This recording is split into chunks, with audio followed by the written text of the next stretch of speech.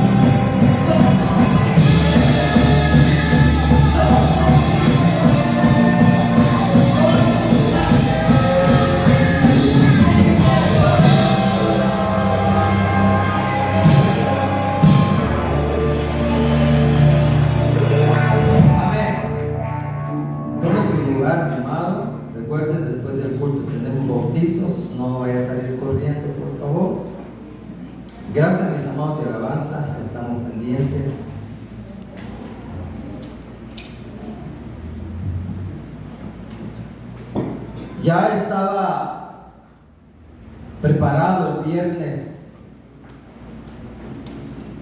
con las notas del mensaje que iba a predicar hoy domingo. Y a última hora el Señor me cambió el sermón, me cambió el mensaje. Y he aprendido, hermanos, a obedecer a Dios antes que a los hombres. Y sé que aquí está la o las personas que necesitan oír esto. Amén, aquí están. Aquí están. Y por causa de esa una, dos o tres personas, todos vamos a ser bendecidos. Con el que no tenga que ver el mensaje, tranquilo, solo reciba. Pero con quien tenga que ver el mensaje, también reciba. Y dale gracias a Dios, porque Dios nos conoce tanto como ni lo imaginamos. David dijo: todos mis días estaban escritos en tu libro y ninguno de ellos faltó. Amén. Y así es. Bueno, vamos a ir a Ezequiel capítulo 21. Ezequiel capítulo 21. Y vamos a leer el verso 14 y 15. No sé si Multimedia tiene la Biblia de las Américas.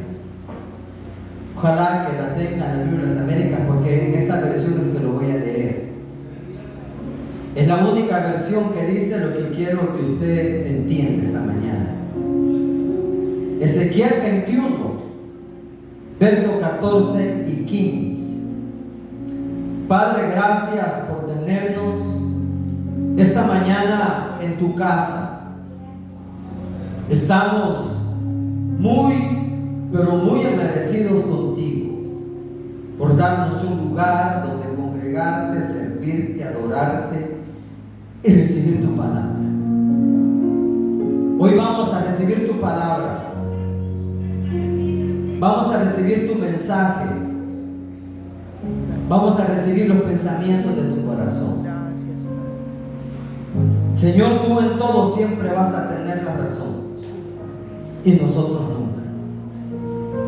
Pido, Señor, que las personas a las que le vas a hablar sean humildes y sencillas para recibir tu mensaje, para que puedan ser restaurados en esa área que tú quieres tratar directamente esta mañana. En el nombre de Jesús. Amén y amén. Quiero poner una base para saber por qué vamos a leer lo que vamos a leer en Ezequiel 21, 14 y 15. No esté preciso, voy a tomarme mi tiempo para predicar. Diga, Señor, háblame porque te escucho. Señor, háblame porque te escucho. Dile que tienes a la par, el Señor quiere decirte algo. Señor quiere decirte algo. Mire, hermano, una de las realidades espirituales que como cristianos, salvos, redimidos, debemos tener siempre presente es que hay espíritus malignos que están al acecho, es decir, rondándonos, observándonos, vigilándonos 24/7. ¿Por qué lo hacen? Ellos están buscando el momento oportuno cuando nosotros nos descuidamos y así poder perturbar, consultarnos malignos, nuestra mente, alma y corazón. Esto la palabra de Dios lo confirma. Cuando Efesios 6:16 dice: tomad el escudo de la fe, con que podáis apagar todos los dardos de fuego del maligno. Entiéndase por dardos todos aquellos pensamientos malignos que envía Satanás a la mente y que son pensamientos contrarios a los pensamientos buenos de Dios. La Biblia dice: mis pensamientos no son vuestros pensamientos, dijo Dios. Y dice la Biblia que los pensamientos de Dios son de bien para cada uno de nosotros. Y esto que le estoy diciendo es una realidad espiritual que no debemos ignorar. Pues la Escritura dice en 1 Pedro 5, 8 y 9 que nuestro adversario el diablo, como león rugiente, anda alrededor nuestro buscando a quien devorar, al cual debemos resistir firmes en la fe. Esa es una realidad que la vivimos como cuerpo de Cristo, como gente sana. Recuerden que nos movemos en mundos paralelos. ¿Cuáles son los mundos paralelos? Por un lado, Dios y sus ángeles ministrándonos, y por el otro lado, Satanás y sus demonios perturbándonos. Por un lado, Dios bendiciéndonos, cuidándonos, y por el otro lado, Satanás estorbándonos y queriéndonos robar la bendición. Usted no puede evitar moverse en dos mundos paralelos. Pues de esa realidad espiritual les quiero hablar esta mañana en el nombre del Señor. Y quiero pedirles que no cuestionen la palabra con sus mentes carnales, porque este tema da a cuestionarlo. No cuestione la palabra con su mente carnal. Si no, quiero pedirle que la discierna con el Espíritu para que pueda ser edificado. En lo particular, les quiero hablar de un espíritu del mal que controla los pensamientos sentimientos, acciones y emociones en los creyentes que se lo permiten. Ahora bien, eso no debería de ser así en un redimido, en un salvo. ¿Por qué? Porque la Escritura establece en 1 Corintios 6:19 que somos templo y morada del Espíritu Santo, el cual está en nosotros, el cual tenemos de Dios. 2 Corintios 6:16 dice que nosotros somos el templo del Dios vivo. Gálatas 4:6 declara: y por cuanto somos hijos, Dios envió a nuestros corazones el Espíritu de su Hijo. 1 Corintios 2:16 afirma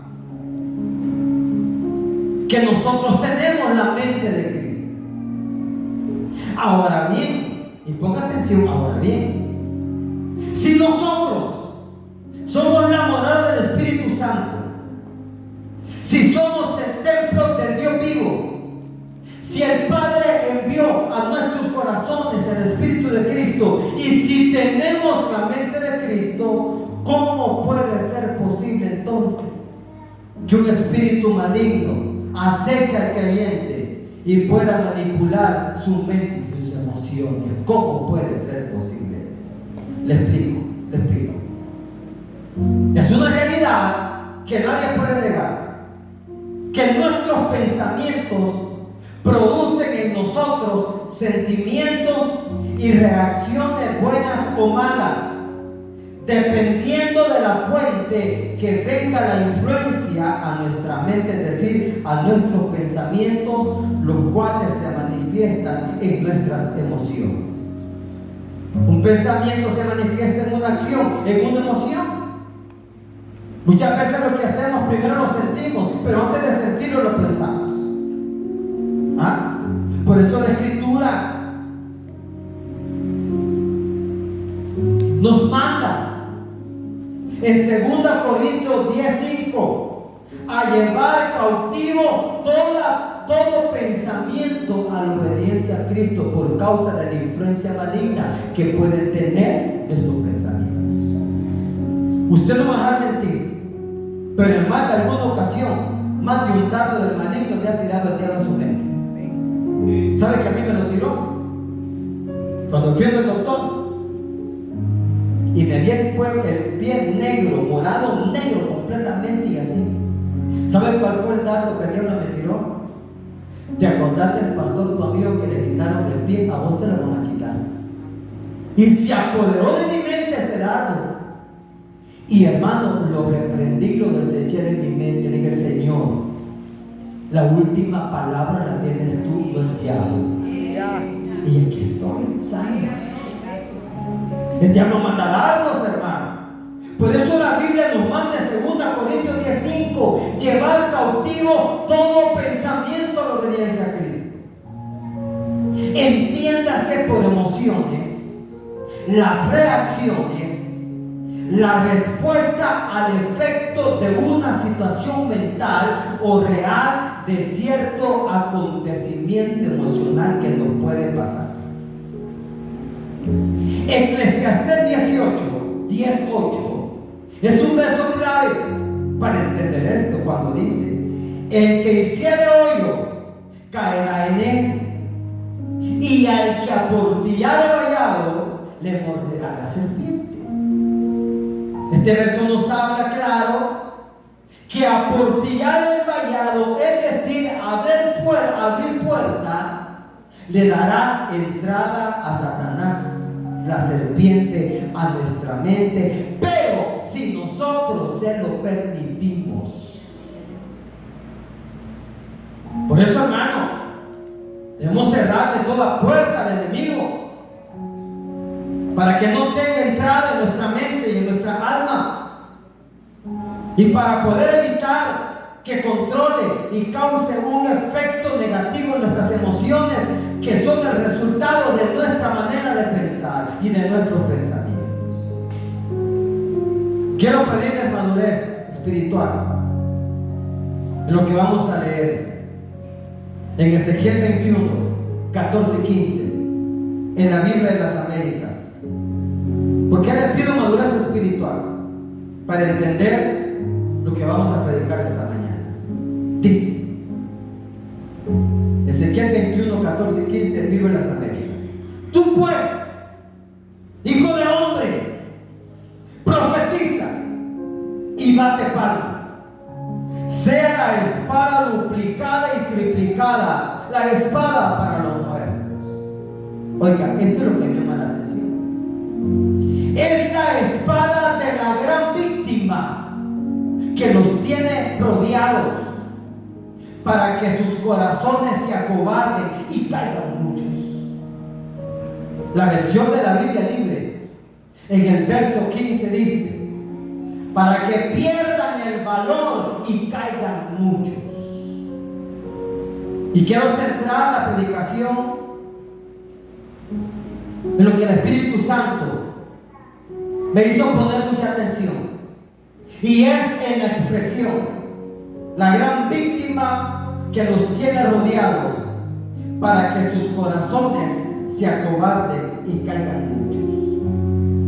En ese tiempo era una época de juicios de Dios contra Israel, por la razón de que Israel había caído en las prácticas babilónicas que Dios les prohibió. Pero no quiero hablar del juicio correctivo, sino de esto, de la gran víctima que los tiene rodeados, para que sus corazones se acobarden y caigan muchos. Quiero hablarle en esta ocasión de una de las realidades, hermanos, que tarde o temprano muchos de nosotros tenemos que enfrentar, si no es que ya estamos enfrentando. Y es de la realidad de un espíritu que produce en la persona que se lo permite una mentalidad de víctima. ¿Por qué una mentalidad y no una actitud? Bueno, porque uno es y hace lo que piensa. Proverbios 23:7 dice: porque cuál es su pensamiento en su corazón, tal es él. La versión moderna dice: porque así como piensa, actúa. El verso 15 de Ezequiel 21 está hablando de la gran víctima, que sin lugar a dudas, interpretándolo correctamente, es un espíritu que tiene rodeado a alguien, que lo tiene dentro de una fortaleza, para que su corazón se acobarde, para tenerlo atado, amarrado y esclavizado en su mente y sentimientos. Este espíritu de víctima está dispuesto a causar mucho daño, para que caigan muchos en su manipulación, y así poder controlar sus pensamientos, emociones y acciones. Hay gente que cuando se le apodera un pensamiento, nadie lo hace cambiar de idea, sea bueno o sea malo. ¿Sí o no? Estamos hablando de la gran víctima, de un espíritu de víctima, de una mentalidad de víctima. Definamos entonces la palabra víctima para entender de mejor manera lo que quiero compartir. Y ponga atención: víctima es persona que sufre un daño o un perjuicio a causa de determinada acción o suceso, ya sea por culpa ajena o por causa propia. Víctima es persona que se expone a un grave riesgo por causa de otra persona.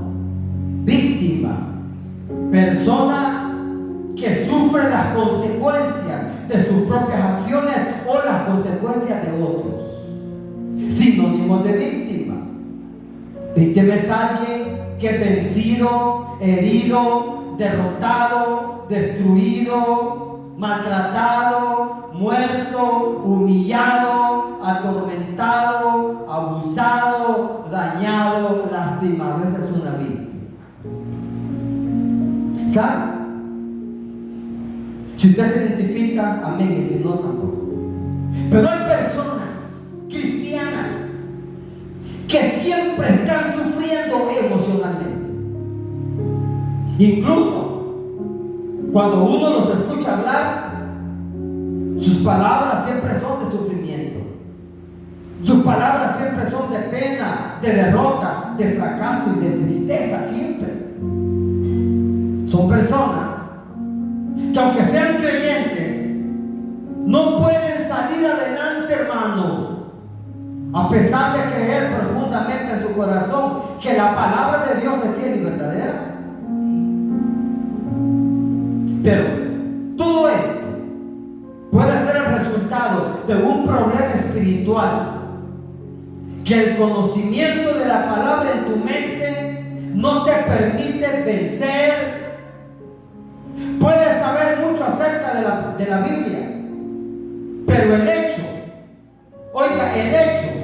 de no saber entender este tipo de problemática espiritual de una mente de víctima hará nulo el conocimiento que tú tienes acerca de la palabra de Dios. Y no es porque el conocimiento no sea eficaz.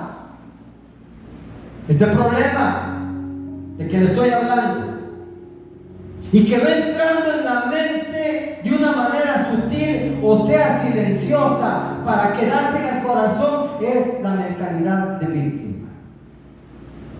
Este problema de la mentalidad de víctima que muchos están sufriendo es algo real.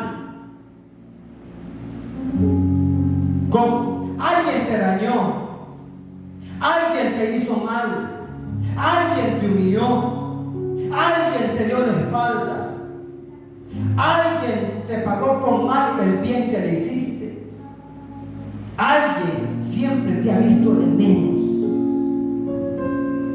Yo creo que si no todos, pero una mayoría, en algún momento de nuestra vida, quizás hoy, hemos sido víctimas de algo o de alguien.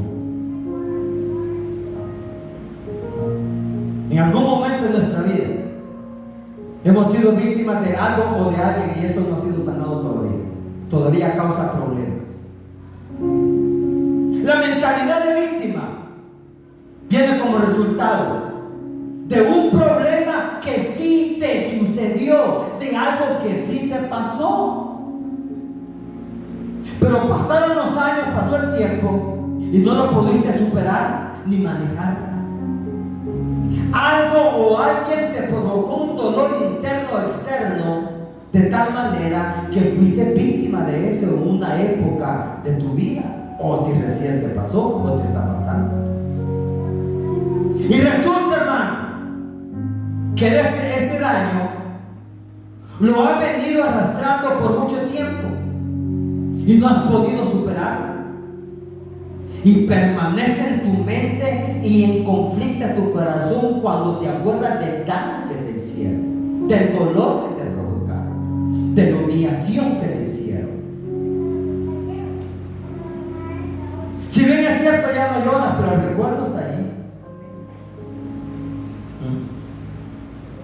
Disculpe, está la persona en la que Dios le está hablando. Amén. Si no cambias esa mentalidad, le abres la puerta al enemigo, el cual entrará con un espíritu de víctima.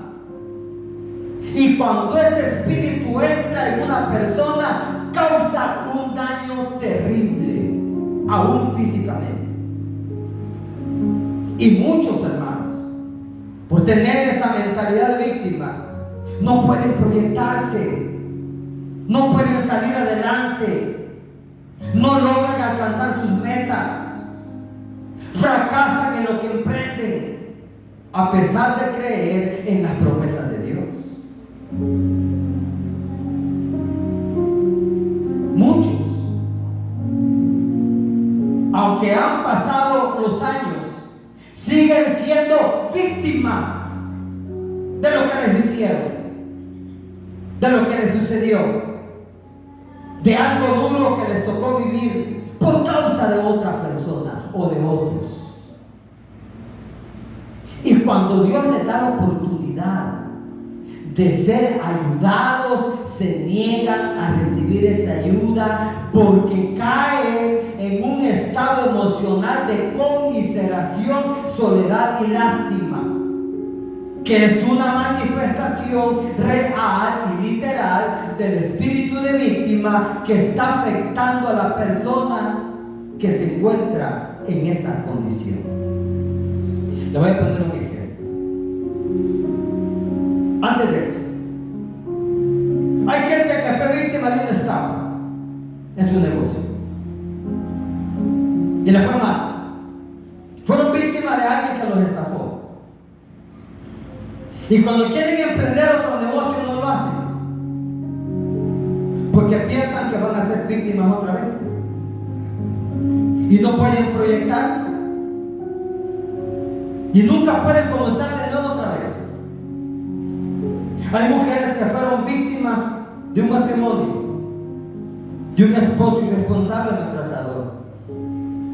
Viene el divorcio, pasan los años y dice: jamás me vuelvo a casar porque todos los hombres son iguales. Mentira, no todos son iguales. Eso es mentira. Pero la mente de víctima te hace pensar eso, y con los años Dios te prepara la oportunidad de ser feliz. Y como no has superado esa mentalidad de víctima, te niegas a ser feliz y te cae un espíritu de soltería y vas a llegar a viejita soltera pudiendo realizar tu vida. La mentalidad de víctima arrastra a mucha gente, y así podría ponerle muchos ejemplos, pero quiero poner un ejemplo de la Biblia. Cuando David fue ascendido como rey al trono de Israel, él se acordó de algo. Se acordó que había hecho un pacto de amistad, lealtad y fidelidad con su amigo Jonatán, de no olvidarse de su descendencia. Y manda a preguntar a David si había algún descendiente de Jonatán. Y le dicen que sí, que hay un hijo que se llama Mefiboset y que vive en Lodebar. El punto es que David nunca había visto a Mefiboset, hijo de su amigo Jonatán. Usted sabe que David y Jonatán fueron amigos hasta la muerte. El punto es que Mefiboset era lisiado de sus pies, era cojo, tenían que cargarlo y había perdido todas sus posesiones por causa de su abuelo Saúl. Segunda Samuel 4:4 dice, búsquelo. Segunda Samuel 4:4 dice, ponga atención que aquí está agarrando forma el mensaje, el pensamiento que le quiere dejar Dios en su corazón.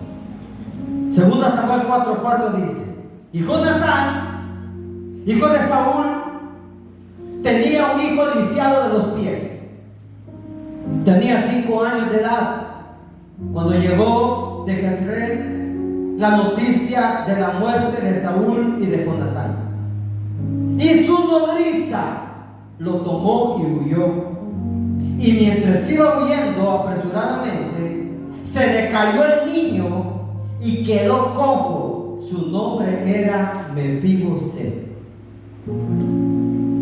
Mefiboset era una víctima del dolor, del sufrimiento que otros le habían causado. Cosa que por mucho tiempo lo tuvo atado al espíritu de víctima. Al darse cuenta David que hay un hijo de Jonatán, lo manda a traer a Lodebar. Y cuando David ve a Mefiboset, le dice que hará misericordia de él por amor a su padre Jonatán. Segunda Samuel capítulo 9, verso 1 en adelante dice: dijo David: ¿ha quedado alguno de la casa de Saúl a quien haga yo misericordia por amor de Jonatán? Y había un siervo de la casa de Saúl que se llamaba Siba, al cual llamaron para que viniese a David. Y el rey le dijo: ¿eres tú Siba? Y él respondió: tu siervo. El rey le dijo: No ha quedado nadie de la casa de Saúl a quien haga yo misericordia de Dios. Oiga, Dios estaba involucrado en esto. Oiga. El rey le dijo: no ha quedado nadie de la casa de Saúl a quien haga yo misericordia de Dios. Y Siba respondió al rey: aún ha quedado un hijo de Jonatán lisiado de los pies. Entonces el rey le preguntó: ¿dónde está? Y Siba respondió al rey: he aquí, está en casa de Maquir, hijo de Amiel, hijo de Lodebar. Entonces envió el rey a David y le trajo de la casa de Maquir, hijo de Amiel de Lodebar. Y vino Mefiboset, hijo de Jonatán, hijo de Saúl, a David, y se postró sobre su rostro e hizo reverencia. Y dijo David: Mefiboset. Y él respondió: he aquí tu siervo. Y le dijo David: no tengas temor, porque yo la verdad haré contigo misericordia por amor de Jonatán tu padre, y te devolveré todas las tierras de tu padre, de Saúl tu padre, y tú comerás siempre a mi mesa. Ya. Pero resultó algo que David no lo esperaba.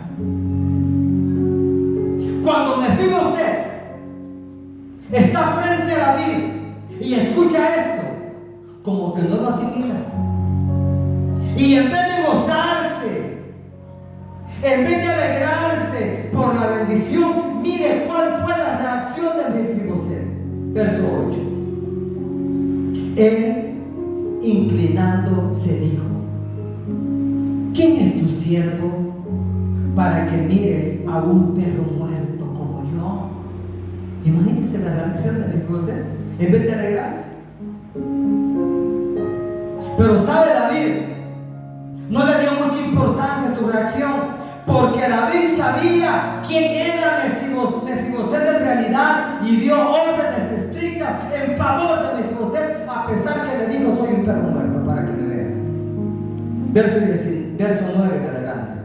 Entonces el rey llamó a Siba, siervo de Saúl, y le dijo: todo lo que fue de Saúl y de toda su casa, yo lo he dado al hijo de tu señor.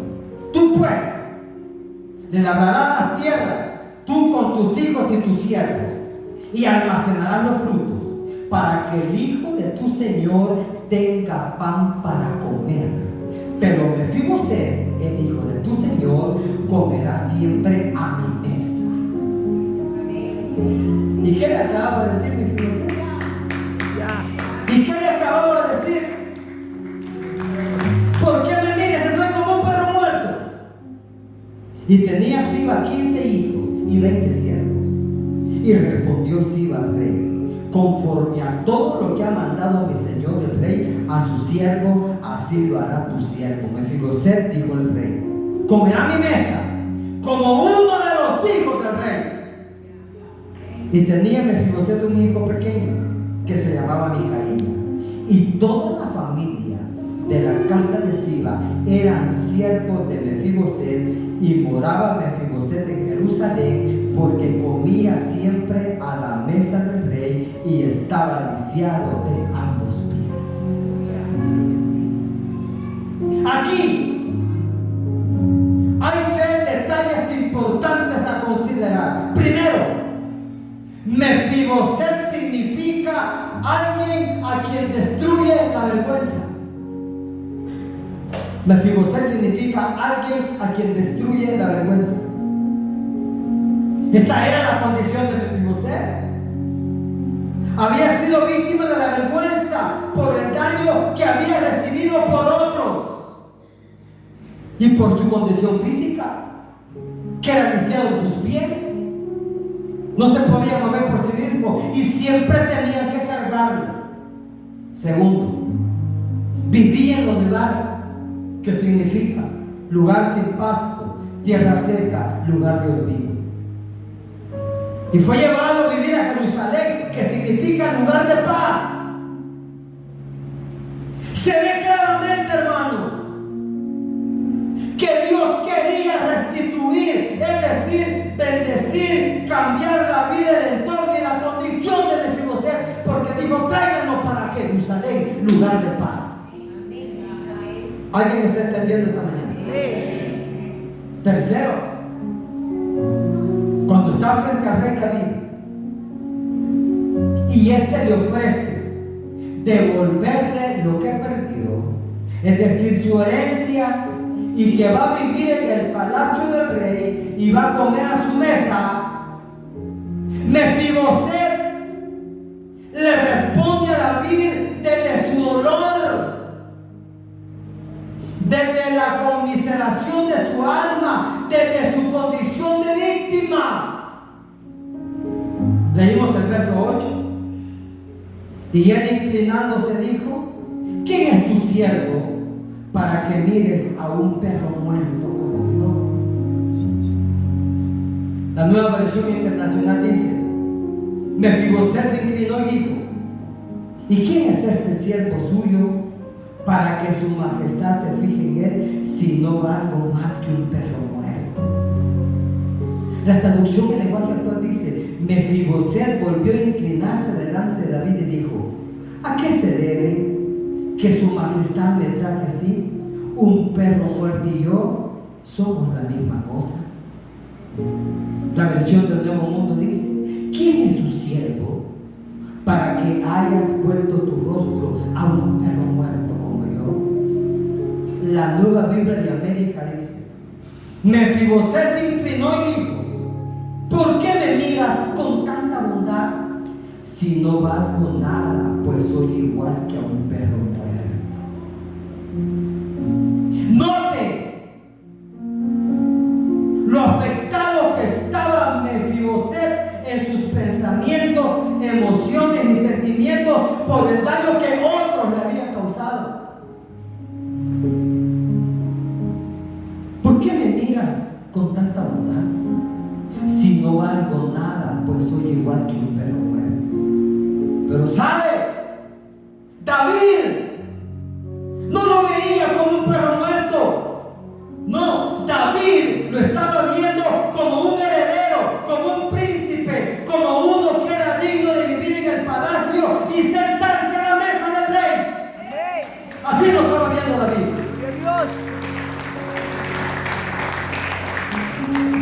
El espíritu de víctima causó tanto daño en Mefiboset que en sus emociones, en su mente, vivió como alguien a quien destruye la vergüenza. Al punto, hermano, de compararse y sentirse como un perro muerto, como alguien que no valía ni significaba nada, valiendo y significando mucho para Dios y para David. Pero él no se percibía, él no se apreciaba, no se miraba y no se valoraba como alguien de altura, siendo un príncipe por sangre real, por clase, derecho, herencia y descendencia. No se miraba así, se miraba como un perro muerto. Y siendo de clase real, siendo de sangre real, por derecho, herencia y descendencia. Aleluya. ¿Y sabe? Eso es lo que hace el espíritu de víctima. Cuando tú le permites que influencie tu mente, tu alma, el espíritu de víctima hace que te desvalorices y que pierdas la percepción correcta de lo que vales y significas para Dios en su reino. Pero como Dios tenía un propósito y un plan con la vida, con su vida, se llegó el día que las cosas cambiarían para Mefiboset. Aleluya, dale palmas porque es fuerte lo que te voy a sentar.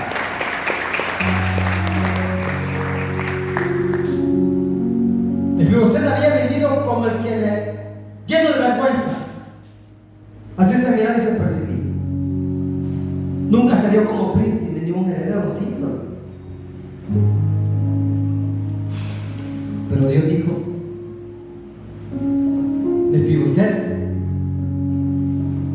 aunque otros te dañaron, yo tengo un plan para ti y tengo un propósito para ti, y no te vas a morir hasta que cumplas mi propósito en tu vida. Y de la tierra seca lo trasladaron a la tierra de paz. De la casa del olvido lo llevaron a la casa de bendición, a la casa de abundancia. Y la vergüenza que lo había destruido, lo había rodeado, lo había atado, lo había cobardado, le había controlado por años su alma, fue cambiada por honra.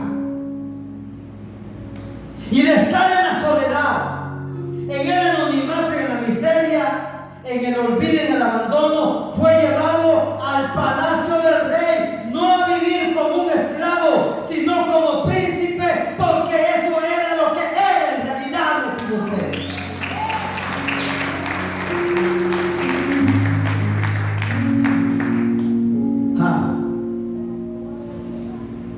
David le dijo: tú eres hijo de sangre, de descendencia de príncipes.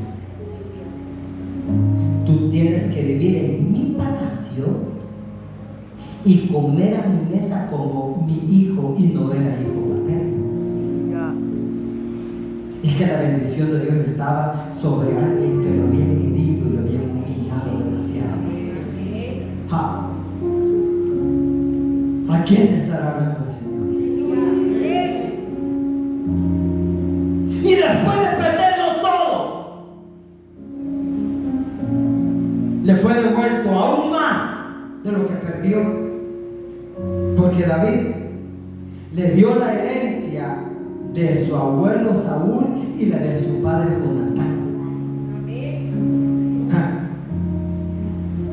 Pues hermano, esto es lo que hace Dios cuando soltamos, cuando somos libres del espíritu de víctima. Mefibosés siguió lisiado de sus pies, pero vivió con otra mentalidad, con otro espíritu, y fue libre de su alma del complejo de inferioridad y miseria con el que vivió perturbado por muchos años. ¿Sabe? Hay mucha gente cristiana que son víctimas de algo que les hicieron o hicieron, y eso se ha convertido en una cadena, en una sombra de tinieblas que los persigue constantemente. Y es eso, hermano, lo que no les permite proyectarse, soñar, trazarse nuevos propósitos, nuevos objetivos, nuevas metas en la vida, aún dándole Dios la vida, los recursos y la oportunidad para hacerlo. Le voy a comentar algo. Para mí como pastor es usual oír decir: es que eso que hice no lo puedo superar. Eso que me hicieron no lo puedo olvidar. Ese error que cometí no lo puedo restituir. Ese daño que recibí de niño me ha perseguido toda mi vida. Aún sufro el desprecio y humillación que me hicieron. Ese impulso de rencor por el que me dejé llevar no deja de remorderme la conciencia por el daño que causé. Pastor, no puedo olvidar el abuso, el maltrato que recibí. Aún tengo las heridas en mi alma. Yo oigo eso cada rato. Y saben, es muy poco lo que podemos restituir del pasado, porque lo hecho está.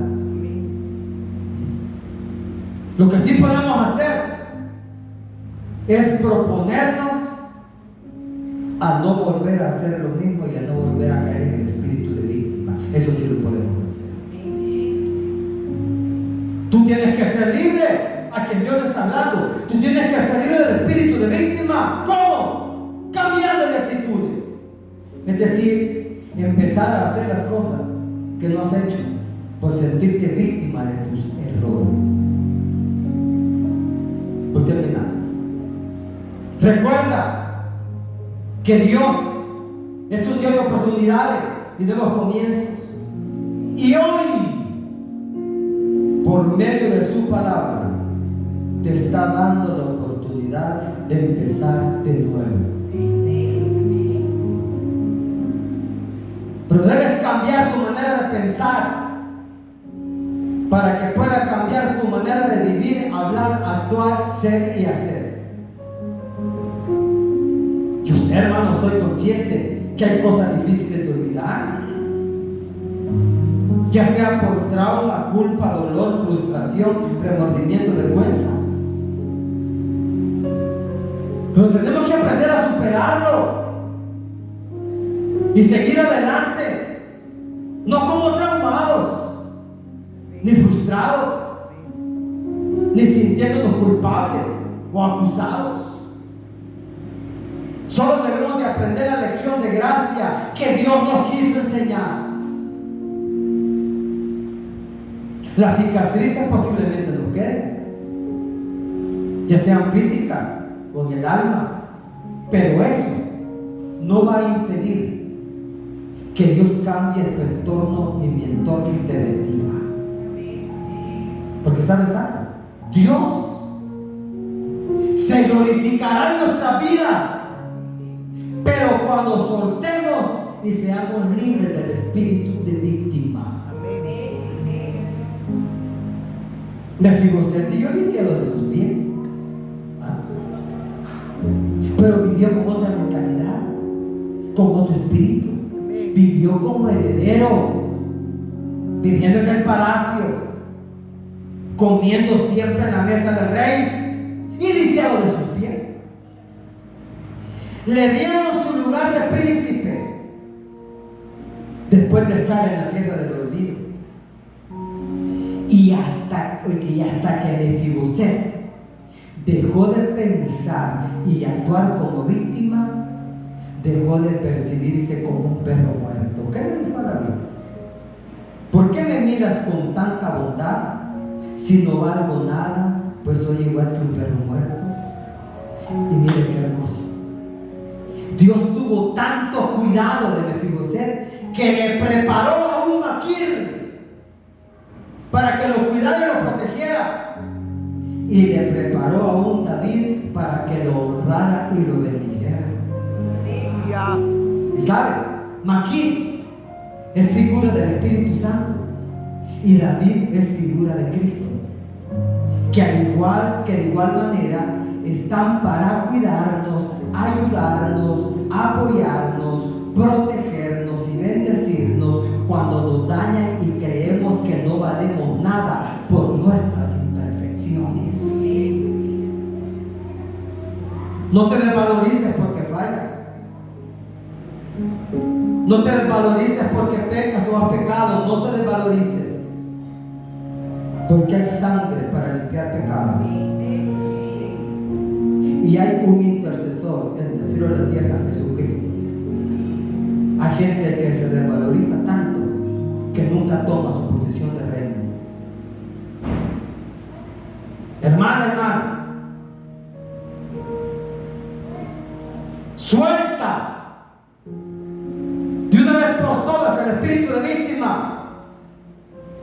espíritu de conmiseración, y perdona a quienes te han herido o te han causado daño físico, mental, emocional o espiritual. Posiblemente eres víctima de tus complejos de inferioridad por tu físico, por tu cuerpo, por tu posición económica, porque eres tímido y no tan social, porque tienes un defecto físico o ciertas áreas afectadas con las que estás luchando. ¿Sabes? Aún con todo y eso, te sabré decir que tú vales y significan mucho para Dios. Y cuando Él te salvó, te aceptó y te recibió tal como eres, con tus defectos y tus virtudes, y empezó una buena obra en ti y la va a terminar hasta que Él venga por ti. Así es que, ¿cuál es el consejo que te dejo?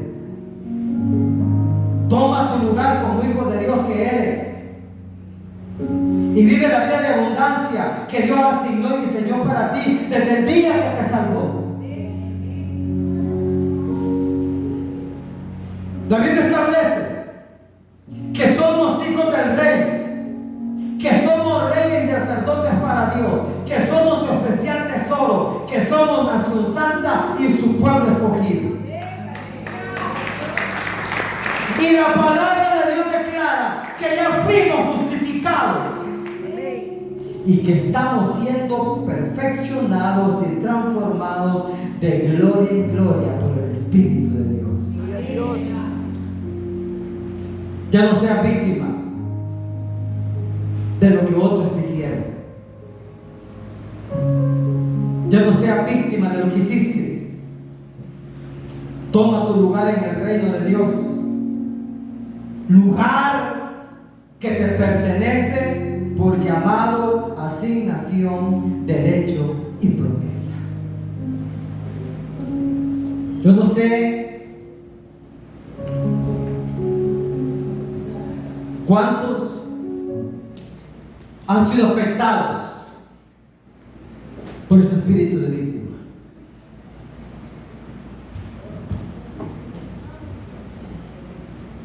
Muy pocos reconocen esa verdad y esa realidad.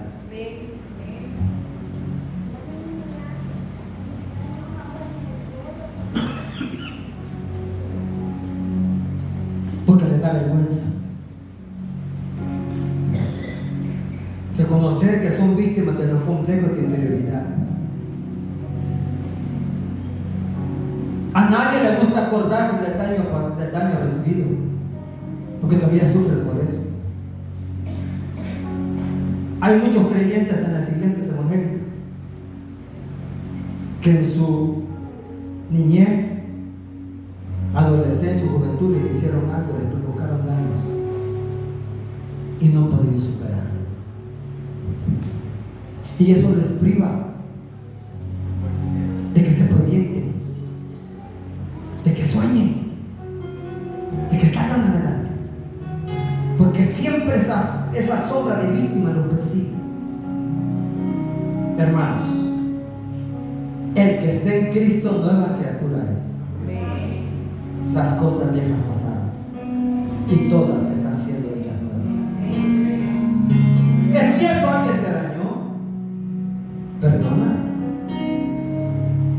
Ya no vivas atado a ese pasado, porque te va a privar. Ya no te sientas víctima de tus errores. Pecaste, le fallaste a Dios. Ella te perdonó. No sigas arrastrando acusación ni condenación, porque ninguna condenación hay para los que estamos en Cristo Jesús. Siempre vamos a fallar, siempre vamos a cometer errores, siempre nos vamos a equivocar, pero no seamos víctimas de nuestros errores y no seamos víctimas de lo que le hicimos a otros y de lo que hicieron a nosotros. A ti que el Señor te habló, no necesito que pases al altar, no necesito ponerte manos para que seas víctima. Tu cambio de actitud va a traer la liberación a tu alma. Tu manera de pensar cambiará, va a cambiar tu manera de vivir y ser actuar. Pero tienes que hacer algo. No te puedes quedar sin hacer nada, porque ya establecida la palabra en tu corazón, tú eres responsable de lo que hagas con esa palabra. Mefiboset no se alegró cuando David le dijo: te volveré todo. Mire la actitud de Mefiboset. ¿Quién soy yo, Señor, para que tengas tanta bondad hacia mí? Si un perro muerto y yo somos la misma cosa. Pero David nunca lo vio como perro, lo vio como príncipe, como heredero. Y esa es la posición que David le dio. Amén. Yo no sé cómo te miran a tu alrededor, que te vean como quieran verte, pero para Dios tú vales mucho y tienes un lugar en el reino y en su corazón que nadie te lo va a poder quitar ni cambiar jamás. Vive como heredero, vive como redimido, camina como santo, porque eso es. Cierra tus ojos y medita en la palabra. Medita en la palabra.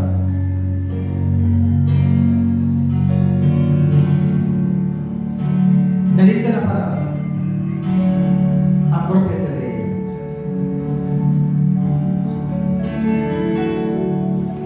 Es por eso que yo te amo, Cristo.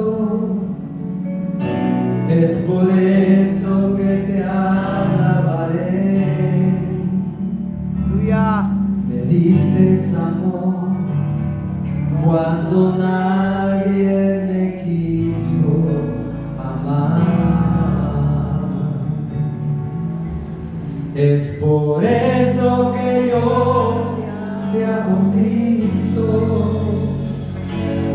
Es por eso que te alabaré.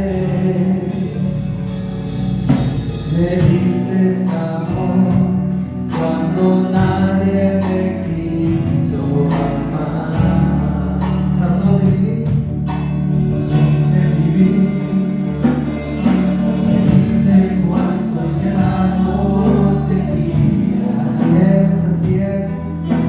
Diste tus brazos cuando el mundo me abandonó. Tú me miraste, tú me miraste con ojos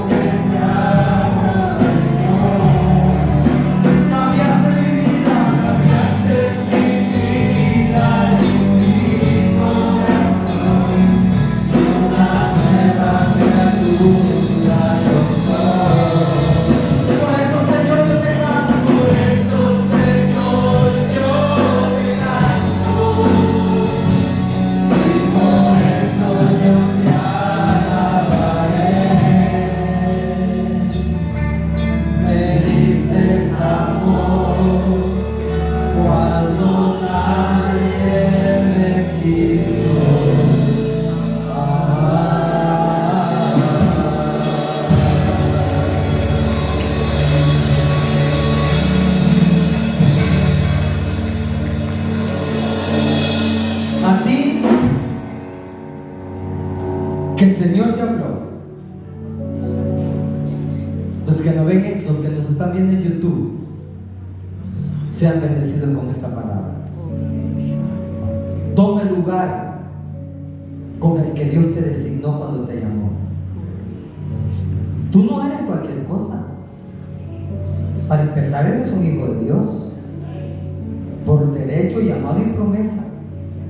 Eres nación santa, real sacerdocio, pueblo predilecto, escogido entre millones en el mundo. Amén.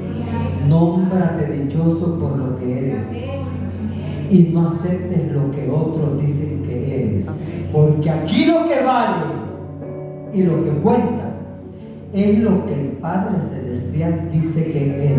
Amén. Y Él dice: yo soy tu Padre y tú eres mi hijo. Aleluya. Mío eres tú. Gloria a Yo Dios. te puse nombre nuevo. Amén.